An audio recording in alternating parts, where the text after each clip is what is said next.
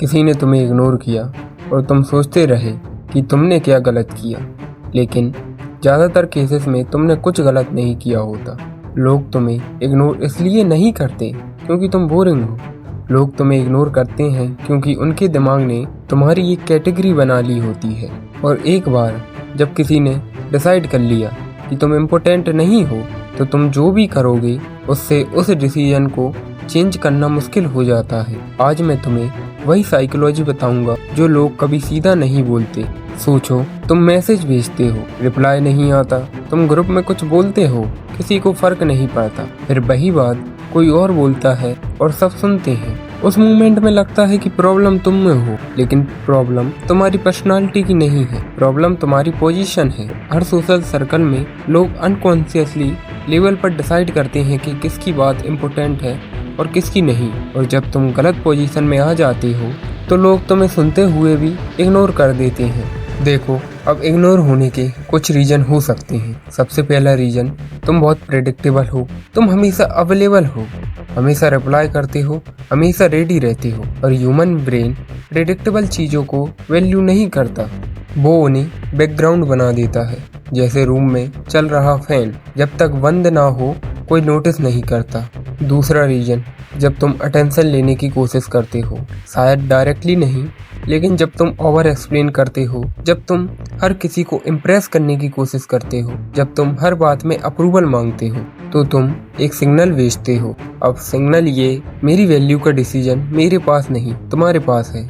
और जिस इंसान की वैल्यू दूसरे डिसाइड करते हैं, उनकी वैल्यू कभी स्टेबल नहीं रहती। अब आपके मन में सवाल आ रहा होगा कि उन्हें रिग्रेट कैसे कराएं।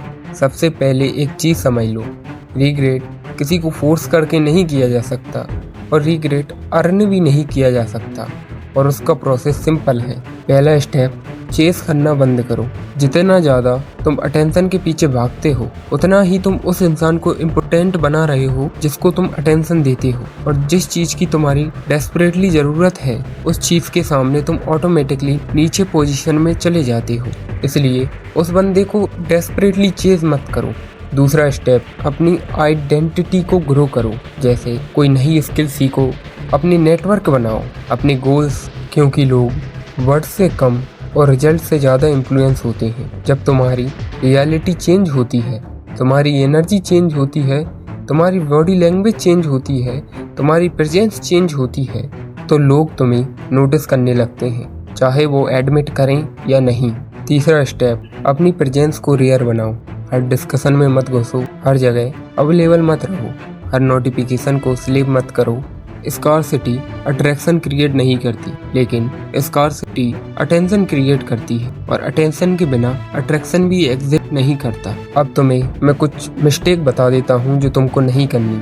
पहली बात तो तुमको कोई भी ये फेक ड्रामा नहीं करना, तुमको जेन्युइनली इन स्टेपों को फॉलो करना है। क्योंकि जितना तुम फेक ड्रामा करोगे, उन लोगों को पता चल जाएगा और तुम्हारी वैल्यू और नीचे गिर जाएगी। लेकिन तुम जिस दिन रियल में इन स्टेप को फॉलो करोगे, और फिर एक दिन वही लोग जो तुम्हें इग्नोर करते थे, तुम्हारी अटेंशन नोटिस करने लगते हैं। वही लोग जो तुम्हें लाइटली लेते थे, तुम्हें समझने की कोशिश करते हैं। और वही लोग जो सोचते थे कि तुम हमेशा अवेलेबल रहोगे, उन्हें रियलाइज होता है कि तुम अब रुकने वाले नहीं हो। लेकिन तब तक देर हो चुकी होती, क्योंकि असली जीत उन्हें रिग्रेट करवाने में नहीं है। असली जीत ये है कि तुम इतने आगे निकल जाओ कि उनका रिग्रेट तुम्हारे लिए इनरेलेवेंट हो जाए। और जिस दिन ये हो गया, उस दिन लोग तुम्हें इग्नोर करना बंद नहीं करेंगे, क्योंकि उस दिन तुम इग्नोर होना बंद कर दोगे।